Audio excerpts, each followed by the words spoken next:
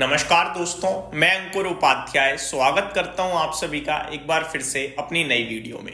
बाजार में भयंकर गिरावट आ रही है। आज निफ्टी फ्रेश लोस पे आता हुआ दिख रहा है। 22,200 पे निफ्टी ने दस्तक दे दी है।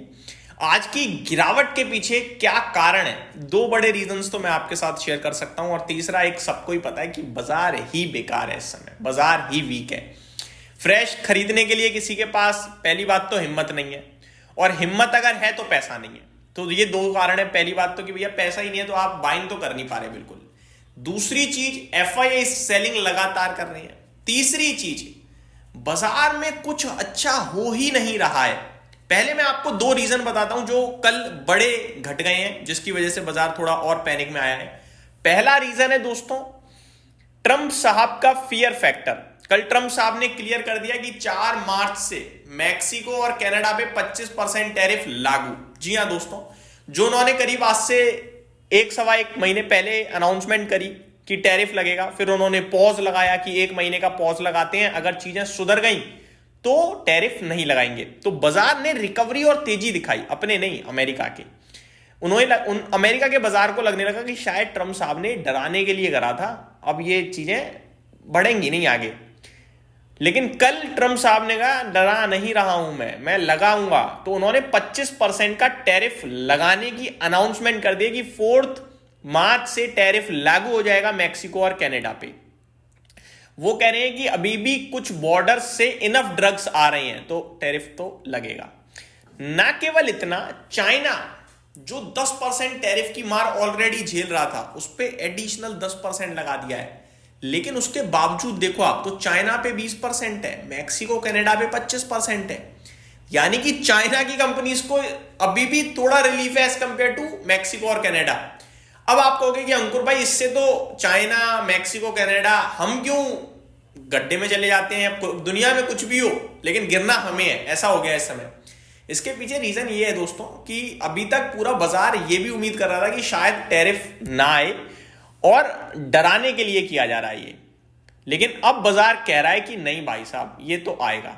और ट्रंप साहब जो 2 अप्रैल से कह चुके हैं कि 2 अप्रैल से हम ऑटोमोबाइल, सेमीकंडक्टर, फार्मा पे टैरिफ लगाने के बारे में सोचेंगे, अनाउंसमेंट करेंगे। तो अब बाजार को लग रहा है कि वो भी अनाउंसमेंट आएगी, और उसको इन्होंने रेसिप्रोकल टैरिफ का नाम दिया है। अब रेसिप्रोकल टैरिफ क्या है? रेसिप्रोकल टैरिफ यानी कि कोई भी कंट्री अमेरिका से कोई प्रोडक्ट अगर एक्सपोर्ट हो रहा है किसी भी कंट्री में, और वो उस पर किसी भी प्रकार का टैक्स भी लगा रही है, तो ये उसके बदले टैरिफ लगाएंगे।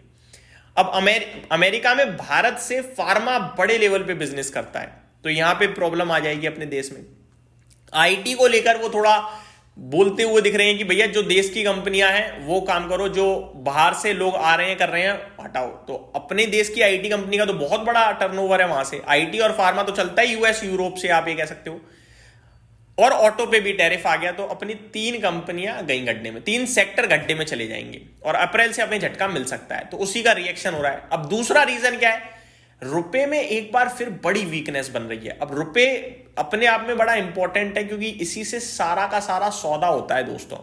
आप ये मान लो कि आपके पास पैसे हैं, तब भी आप कुछ खरीद बेच नहीं सकते हो। आपको उस पैसे के बदले पहले डॉलर चाहिए, और डॉलर में आप सौदा करोगे। समझ रहे हो बात को? तो जितना रुपए कमजोर होगा, डॉलर बढ़ता चला जाएगा, उतना हमें वैसे ही नुकसान हो रहा है करेंसी वाइज। पहले मान लो अगर 85 रुपए में 1 डॉलर आ रहा था, तो अगर सरकार को 10 डॉलर चाहिए तो सरकार 850 रुपए दे रही थी। अगर अब सरकार को 10 डॉलर चाहिए तो अब 850 नहीं, 870 रुपए देने पड़ेंगे। 20 रुपए गए। अब ये 870, और ये मैंने एक एग्जांपल के रूप में लिया है, लाखों करोड़ों रुपए का डॉलरों का हिसाब होता है जब, तो सोचो कितने भारी नुकसान में जा रही है सरकार। तो ये एक एडिशनल इकोनॉमी को लॉस हो रहा है। ठीक है, अब थोड़ा सा मैं मार्केट की अपडेट दे देता हूं। बाजार में वीकनेस तो वैसे ही दिख रही है आपको, कोई खरीदने के लिए है नहीं, सेलर खड़े हैं मार्केट में, तो वो पैनिक क्रिएट कर रहा है मार्केट में। आज बाजार की हालत कुछ ऐसी है कि अगर एक शेयर बढ़ रहा है तो उसके सामने 10 शेयर्स टूट रहे हैं। मिड कैप इंडेक्स और स्मॉल कैप इंडेक्स 2.5% क्रैश हो गए हैं। सेंसेक्स 74,000 के, इनफैक्ट 73,500 के पास पहुंचने वाला है। मिड कैप इंडेक्स में 50,000 के नीचे ट्रेड हो रहा है, और स्मॉल कैप इंडेक्स में 15,000 के नीचे ट्रेड हो रहा है। तो ये हालात बहुत ही ज्यादा खराब दिख रहे हैं दोस्तों। आईटी क्षेत्र 4.5% क्रैश हो गया है। मतलब सेक्टर 4.5% क्रैश। और आईटी का निफ्टी में सेकंड नंबर पे सबसे हाईएस्ट वेटेज है, पता है कितना? 17% का। अब आईटी इंडेक्स 4% क्रैश होगा तो आईटी के स्टॉक्स ही अकेले निफ्टी को 500 पॉइंट 200 पॉइंट गिरा देंगे। अब जो आज निफ्टी 300 पॉइंट नीचे है ना, इसमें पता है टॉप लूजर कौन है? इन्फोसिस। परसेंटेज स्टॉक के नहीं, पॉइंट वाइज। जैसे निफ्टी 290 पॉइंट नीचे है, इसमें 72 पॉइंट तो अकेले इन्फोसिस गिरा रहा है। सेकंड टीसीएस 40 पॉइंट, यानी 110 पॉइंट तो ये दो स्टॉक गिरा रहे हैं। तीसरा भारती एयरटेल है, चौथा एमएनएम है, पांचवा मारुति है। तो ये ऑटो आईटी बड़ा बुरा दिख रहा है इनका हाल आज। दोस्तों अब आगे क्या करें? कुछ नहीं कर सकते हम लोग। देखो, खरीदने की हिम्मत, पैसा कुछ भी नहीं है। बेचने की बात करें तो इतना लॉस बुक करके भी कहां जाओगे? कहां से इतना रिकवर करोगे? नहीं है कोई जगह, यही खुद करके देगा। लेकिन करने से पहले 20% और तोड़ सकता है क्या? इसका जवाब है तोड़ सकता है। अब हम इतने ज्ञानी या इतने महारथी तो नहीं है कि आज निकलेंगे और 20% और टूटेगा तब खरीदेंगे, क्योंकि बाजार इतना इजी नहीं है कि बॉटम फिशिंग करना इतना आसान हो जाए कि टॉप पे बेचकर बॉटम पे खरीद लें।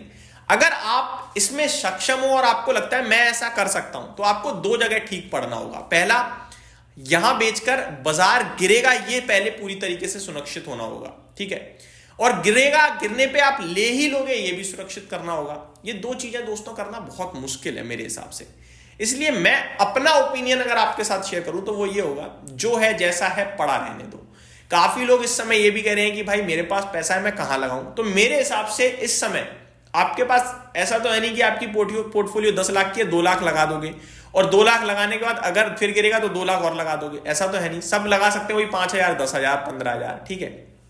तो मेरे हिसाब से डायरेक्ट स्टॉक में पैसा नहीं लगाना चाहिए। क्यों नहीं लगाना चाहिए? क्योंकि आपको नहीं पता कौन सा स्टॉक कितना और गिरने वाला है और कितने समय बाद वो वापस से बढ़ेगा। और हमारे पास अमाउंट छोटा है, ऐसा तो नहीं है बड़े बड़े स्टॉक्स को ज्यादा एक्यूमुलेट कर पाएंगे, नंबर ऑफ शेयर्स को। तो इस पैसे को या तो इंडेक्स या फिर म्यूचुअल फंड, और म्यूचुअल फंड में आप मल्टी कैप ले सकते हो या फिर फ्लेक्सी कैप ले सकते हो। ये तरीका है जहां पे आप एवरेजिंग कर सकते हो छोटे अमाउंट से, क्योंकि फिर वो ब्रॉडर मार्केट में वो छोटा अमाउंट चला जाता है और वो सेफ भी रहता है। पर्टिकुलर स्टॉक स्पेसिफिक बड़ा पैसा है तो और हर गिरावट पे एक्यूमुलेट कर सकते हो, तभी जाना, अदरवाइज वेट करना ठीक रहेगा।